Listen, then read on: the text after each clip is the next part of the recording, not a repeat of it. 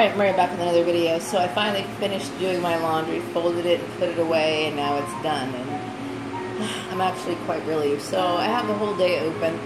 I might just kick back on the couch for the rest of the day. Who knows? Not really feeling like going out or anything. I don't need to do anything. I've got everything. I've already had my dinner / lunch, I guess you could call it. And I might be snacking for the rest of the day. So my day is pretty dull anyway.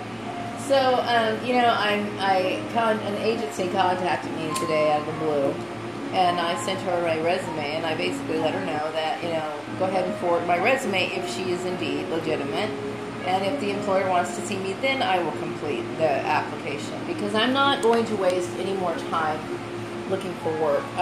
This has been the biggest nightmare that a person could ever go through, and I know that a lot of employers roll their eyes at what I'm saying because they think, well, you're just making a big deal out of it. Yeah, I do make a big deal out of it because this is a serious issue.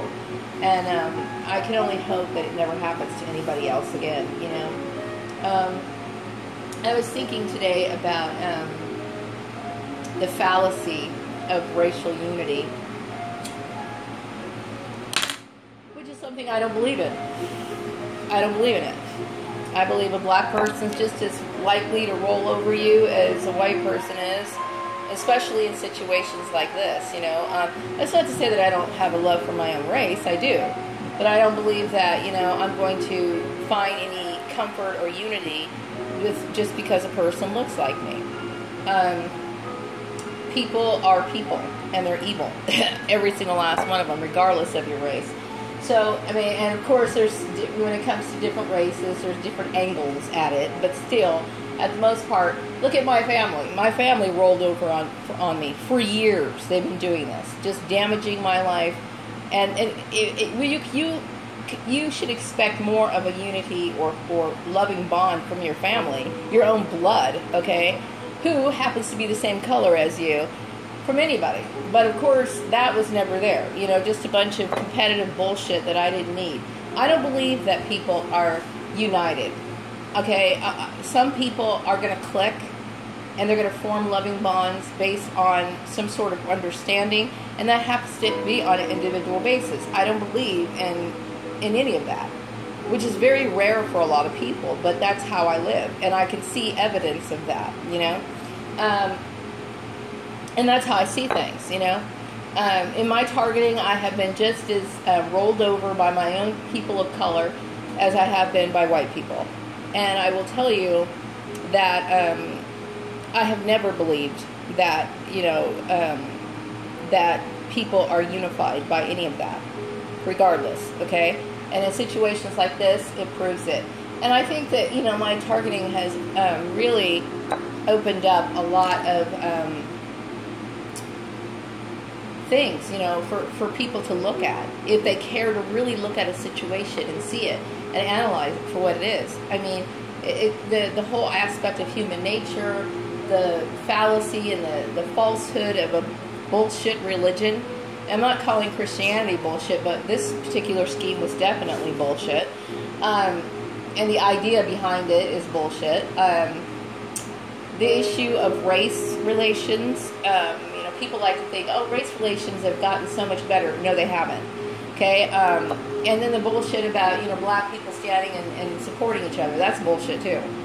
Okay? So I will tell you right now, in this world, very few people you could actually put your trust in. And I've always believed that, which I've always been ahead of my time in the way that I thought. But it's true. Okay? Now, people band together, basically, on their own evil type, whatever you want to call it, agendas and whatnot. I don't, which is something I don't get involved in. I don't damage the life of other people.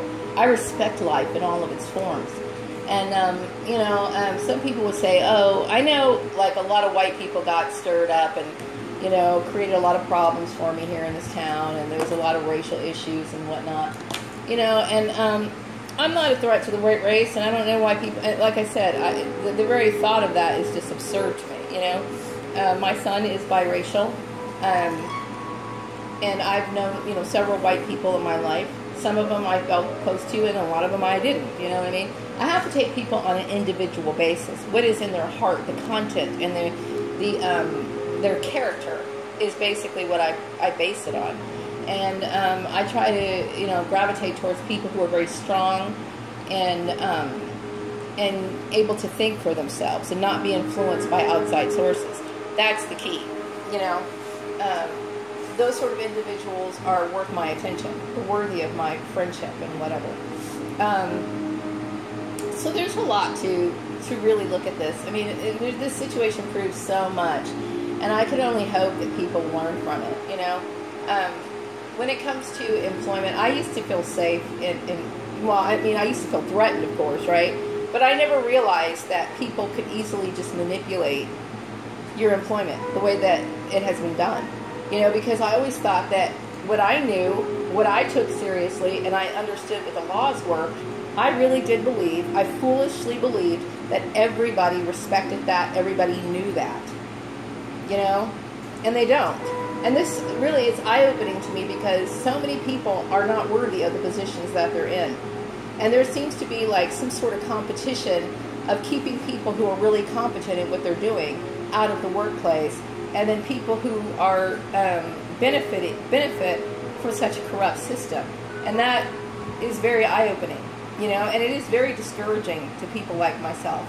There's a lot of targeted individuals right now who are, of course, are victimized for issues that don't relate to employment, are based on perhaps maybe their families are stalking them, could be an ex-spouse who's stalking them, and employers let them do it. They just let them do it. They don't question it. They don't question. I mean, I always knew by the time I was like 5, okay? I knew by the time you were 18 years old, you are a legal adult, okay? That means that nobody has any rights over you, whether you're married to that person or not. Now, when it comes to marriage and stuff like that, certain things married people have to deal with, okay? Like, for example, if I had a house or property with Joel, which I don't own anything with him. So it's an easy severance. It's an easy cut, an easy break out of that relationship. But he doesn't have the right to say, well, this is what she's going to do, or any of that. None of that.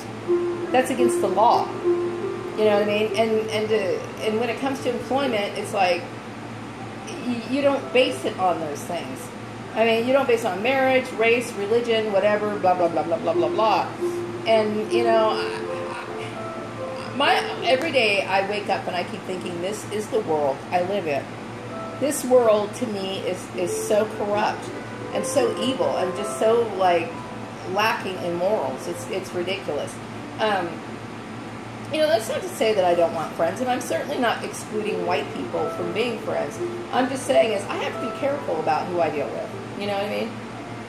And of course, I feel a certain special kinship towards black people because, hell, when I go swimming and my hair gets freaked out, hey, I got a black buddy who understands that, you know what I mean?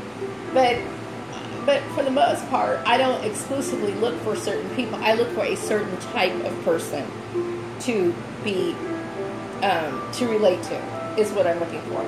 And some people are really open-minded, some people are really strong, and those are the kind of people I need. I don't need frivolous group mentality bullshit people. I don't need it. I don't need weak people in my life. That's the last thing I need. So, yeah, I'm trying to save time in this job search. A lot of people have the advantage of being a part of what I call a corrupt network. They say, oh, I'm a Christian, so I can easily get a job, and they can slide in there. And I'm trying to do the best I can in my job search by not wasting time. I'm tired of modifying resumes and getting everything all critiqued just to have someone waste my time. I don't have time for that. I didn't put myself out here. I didn't ask for any of this. I didn't ask for any of it. I never asked for anybody to help me find a job or merge my past people that I knew in the past with my present. I never asked for that. I was literally descended upon, shaken, disturbed. My whole world was flipped upside down. I never asked anybody for any of that. You know what I mean? And I hold my family responsible. I don't talk about my issues with other people. I just don't.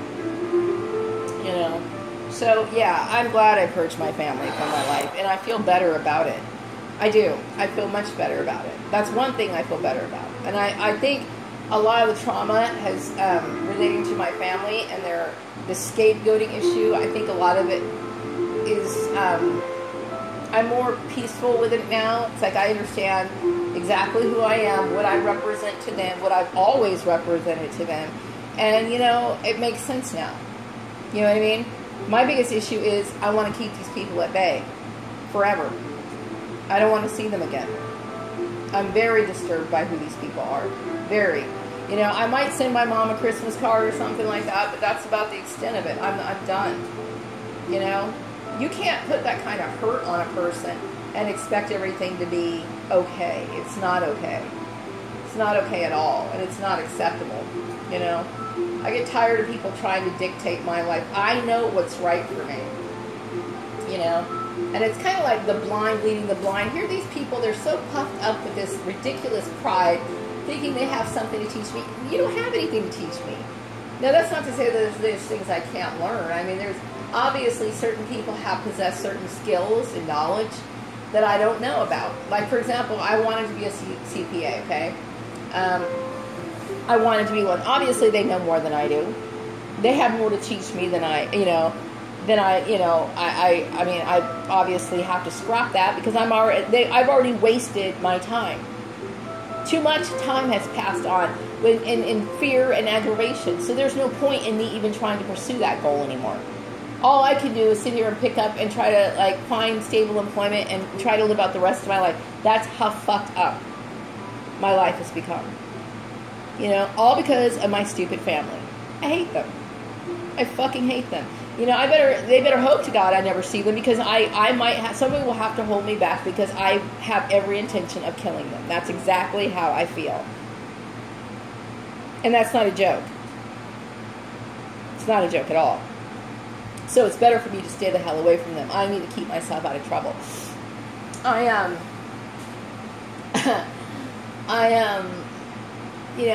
wonder how the rest of my life is going to play out. You know what I mean? I can't help but feel that way. Every day I'm wondering what the hell's going to happen to me.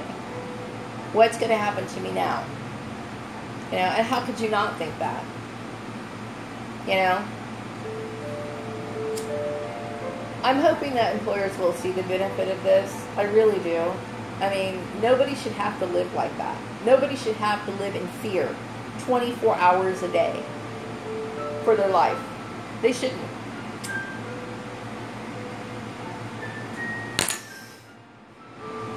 The things that are keeping me out of the workplace are bullshit. You know? And that's what's so troubling about it.